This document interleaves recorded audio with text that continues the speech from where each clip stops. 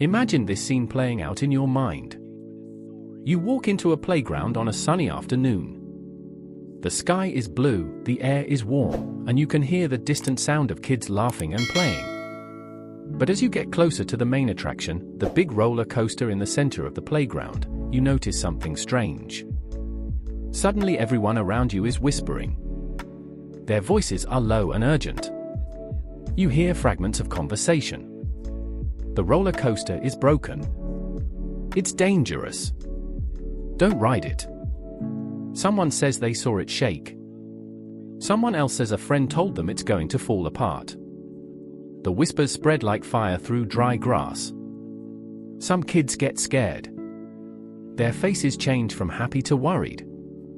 Some run away without even looking at the roller coaster. They just hear the fear and they move. Some kids start crying because the panic is contagious.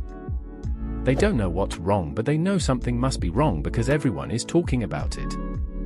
But then you do something different. You walk over to the roller coaster. You get close. You look at it with your own eyes. And you realize something strange. The roller coaster is working perfectly fine. The track is solid. The cars are moving smoothly. The riders are laughing and having fun. There is absolutely nothing wrong with it. The rumor was louder than the truth. The fear spread faster than the facts. And most people reacted to the noise instead of checking reality for themselves. That is exactly what just happened in the financial world. A giant report came out from one of the most respected investment firms on the planet. Headlines across the internet screamed crash. Videos warned of disaster and collapse and economic destruction. Social media lit up with panic and doom and predictions of the end. But when you actually read the report, when you sat down and looked at the words on the page instead of the headlines about it, the message was completely different. Almost the opposite of what the panic suggested. Today we are going to break down what really happened in that report. We are going to explain it in a way even a 10-year-old can understand. And by the end of this video, you will know why fear spreads faster than truth, how to protect yourself from panic, and what the future actually looks like for your money. Part 1. Why fear spreads so fast? Let's talk about how information moves through the world today, especially online. Because understanding this is the first step to protecting yourself from bad decisions. Facts walk. Fear runs. Think about it. If you see a calm headline that says markets expected to grow moderately over the next decade, what do? Probably nothing. You scroll past it. It doesn't grab your attention. It doesn't make your heart beat faster. It doesn't trigger any emotion at all. But if you see a headline that says market collapse coming soon or billion-dollar crash predicted or your retirement is in danger, suddenly you stop. You pay attention. Your brain lights up with alarm. You feel the need to do something, to protect yourself, to warn others. This is not an accident. This is how attention works. Fear sells. Panic spreads. Calm truth gets ignored. So what happens is a weird effect. The real message of any report becomes quiet. It gets buried under the noise. But the scary version, the distorted version, the version that turns a gentle slowdown into an imminent crash, becomes loud. It spreads everywhere.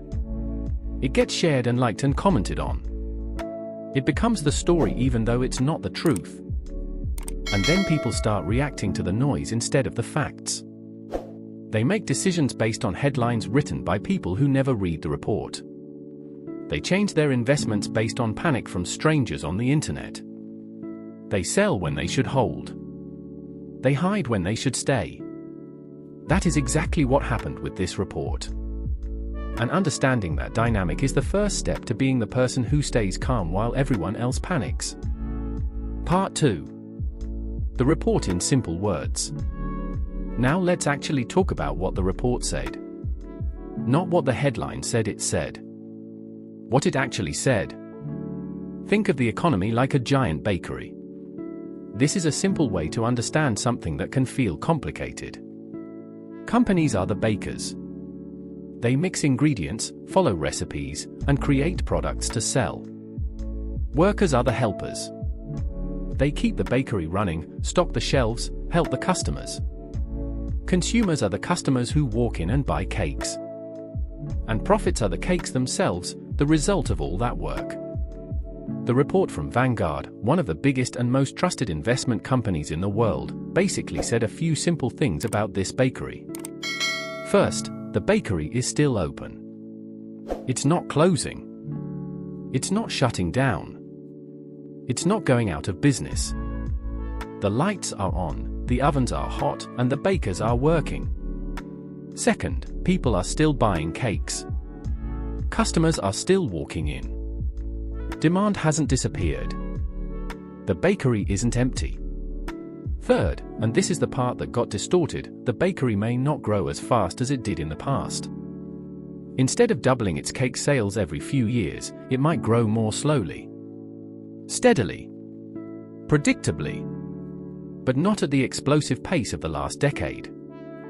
Their main expectation for the stock market over the next 10 years? Around 7% annual growth on average for US stocks. Some years higher, some years lower, but around 7% averaged out. That is like a bakery selling a few more cakes each year. Not a bakery explosion where cakes fly off shelves faster than they can make them. Not a bakery shutdown where nobody shows up and everything goes stale. Just steady, gradual, predictable progress. 7% growth is not a crash.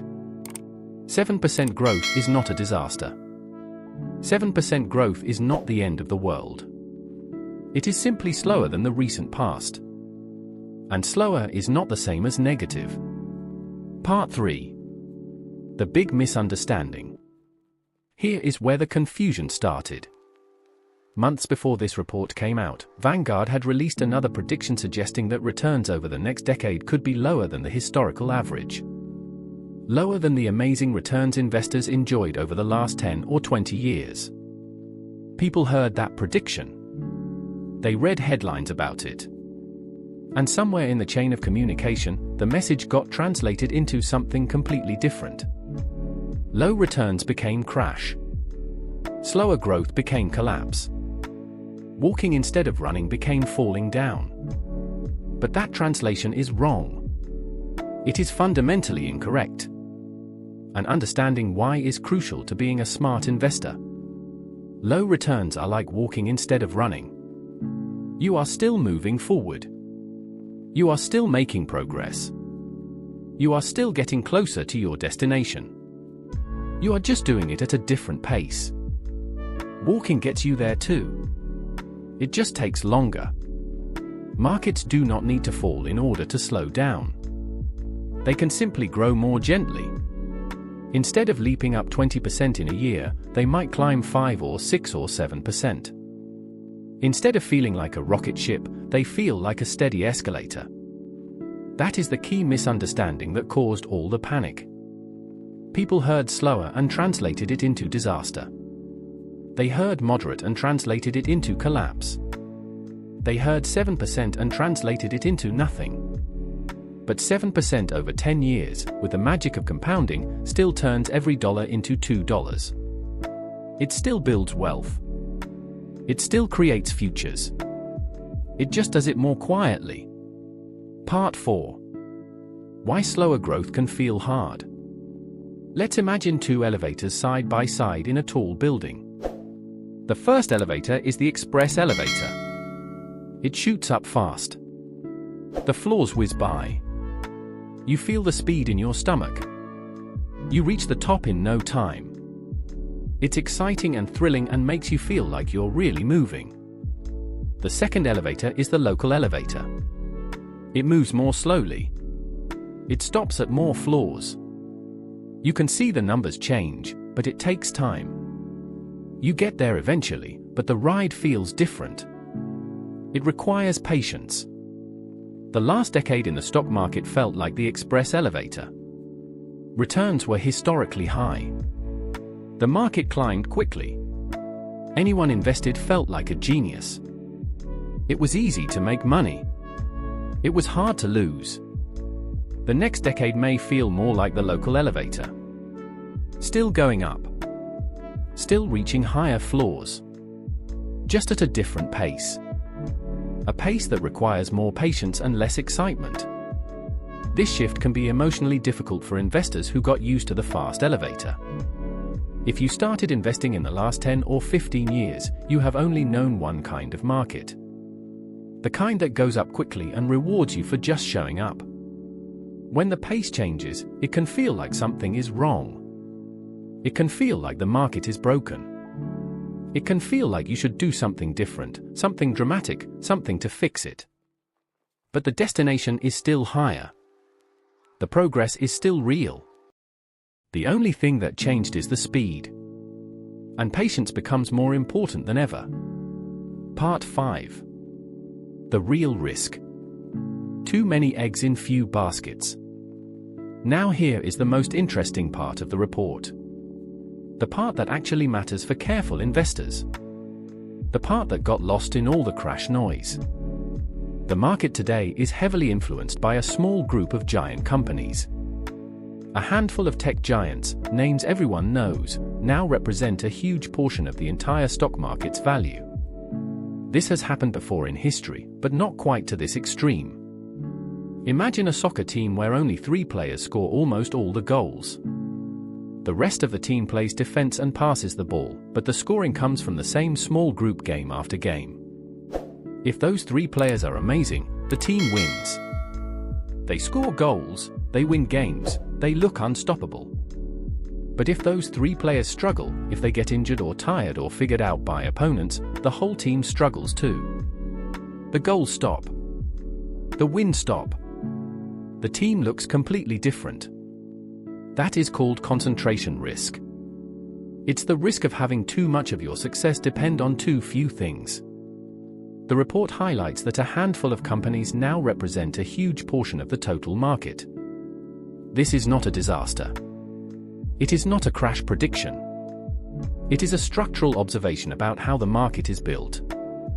Like a bridge supported by fewer pillars than it used to have. The bridge might be fine. But if one of those pillars weakens, the whole bridge feels it. For investors, this means diversification matters more than ever. Spreading your eggs across more baskets. Not just the famous companies. Not just the names everyone knows. But different kinds of companies, different sizes, different countries, different industries. Part 6. Other risks in the background. The report also mentions other risks quietly operating in the background. Think of them like weather patterns that could affect the picnic, but haven't yet. Government debt rising in many countries around the world. Not a crisis today, but something that could affect interest rates and growth over time. Global tensions between major economies. Trade relationships shifting. Supply chains being rethought after pandemic disruptions. Supply chain dependence that became obvious during recent years when things suddenly became hard to find. Interest rate uncertainty as central banks try to balance inflation and growth without causing problems. These are all real factors. They are not imaginary. They deserve attention and awareness. But here is the key point. These clouds in the sky do not guarantee a storm. They are conditions to watch, not disasters to panic about. They can change the weather, but they don't determine the entire climate. The report's message is awareness, not alarm. Knowing what could happen, not predicting that it will happen. Preparing for possibilities, not running from certainties. Part 7. The most powerful lesson about investing. Here is something fascinating that the report doesn't even need to say because history already proves it. Investors who stayed invested through ups and downs, through good times and bad, through crashes and booms, historically did better than those who tried to jump in and out of the market. Why does this happen? Why does staying put beat moving around? Because the best market days often happen right after the scariest ones. The biggest gains cluster around the moments of maximum fear. The days when everyone is panicking and selling are often followed by days when the market surges and leaves the sellers behind. It is like leaving a party during a quiet moment, stepping outside because it seems boring, and missing the best music and dancing that starts 5 minutes later. You left too soon. You missed the fun because you couldn't wait. Timing the market perfectly is incredibly hard. Even for professionals who do this for a living. Even for experts with decades of experience and powerful computers and research teams. They cannot consistently predict when to get out and when to get back in. The average person trying to time the market usually ends up buying high, after prices have already gone up, and selling low, after prices have already fallen. They do the exact opposite of what works. And they lose money because of it. The lesson is simple but hard to follow. Stay invested. Stay patient. Let time do the work. Part 8. What this means for different people. The report's message lands differently depending on where you are in life. Let's break it down by stage. If you are young, in your 20s or 30s, with decades of investing ahead of you, this report is basically good news. Time is your superpower. You have so many years for compounding to work that short-term fluctuations barely matter. Volatility is your friend because it lets you buy at lower prices along the way. Staying invested matters more than anything else. A decade of slower growth is just a small part of your long journey. If you are mid-career, in your 40s or 50s, with retirement getting closer but still years away, this report might mean your expectations need adjusting. The rapid growth of the past may not continue. Your plans might need a little more saving or a little more patience. Diversification becomes more important as you protect what you have built. If you are near retirement, in your late 50s or early 60s, about to start using your savings, this report deserves attention. Risk management matters more now. Concentration in a few stocks or sectors is something to check. Making sure your money is positioned for slower growth without taking unnecessary risks. If you are already retired, living off your investments, this report is actually reassuring. The outlook is slower growth, not catastrophe. Not collapse. Not running out of money. Just a different pace than the recent past. Your plans probably already account for this. Each stage gets a different message. But none of them get the message to panic. Part 9. The psychology behind crash predictions. Why do crash predictions feel so convincing even when they are wrong? Why do we believe the scary headlines even when evidence says otherwise? Because our brains are wired for survival. Thousands of years of evolution have hardwired us to pay attention to threats. The caveman who ignored a rustle in the bushes got eaten. The caveman who assumed every sound was a predator survived to pass on his genes. We are descended from the anxious ones. The ones who worried. The ones who assumed the worst. That survival instinct is still inside us, even though we live in a completely different world. Fear grabs attention. Uncertainty triggers anxiety. Dramatic stories feel real because they activate ancient parts of our brain that don't understand modern finance. But history shows something surprising. Most predicted crashes never happen. The crashes that were supposed to arrive, the ones everyone talked about, the ones that made headlines for months, usually fade away without incident. And many real crashes, the ones that actually happened, arrived completely unexpectedly. Nobody saw them coming. They surprised everyone. This means something important. Fear-based decisions made because you are scared of what might happen, often hurt more than the actual market downturns themselves. Selling in a panic locks in losses. Hiding in cash misses gains. Running from shadows leaves you exhausted for no reason. Part 10. The final message. The truth about the future. The future is unpredictable. Nobody knows what will happen. Anyone who tells you they know exactly what the market will do next year or next decade is either lying or confused. Nobody foresaw the pandemic. Nobody predicted the wars. Nobody guessed the technological revolutions that transformed entire industries. The future always brings surprises. Yet despite all the surprises, despite wars and pandemics and crashes and panics, despite everything that went wrong along the way, markets kept growing over long periods of time. Not in a straight line. Not without pain. But over decades, the direction was consistently up. The lesson is not that risk doesn't exist. Risk is real. Bad things happen. Markets fall. Investments lose value. All of that is true. The lesson is that growth and risk coexist. They are partners, not enemies.